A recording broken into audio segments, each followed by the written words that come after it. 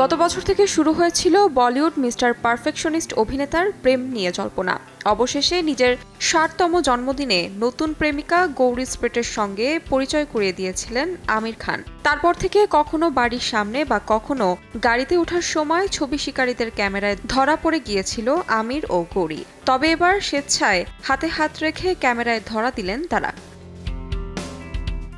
শনিবার চীনের ম্যাকাও আন্তর্জাতিক কমেডি উৎসবে হাজির ছিলেন আমির ও গৌরী।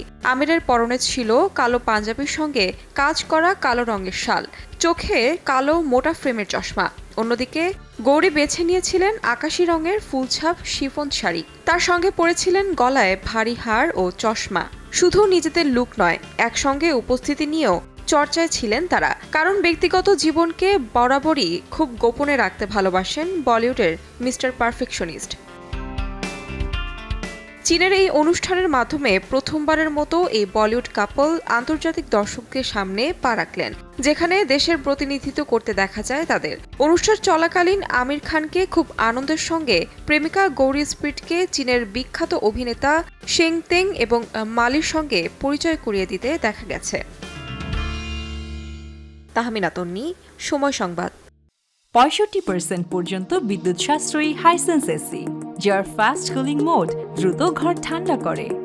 আবার ওয়াইফাই টেকনোলজি থাকায় মোবাইল হাতে হাইসেন্স এসি নিয়ন্ত্রণও আপনার হাতেই।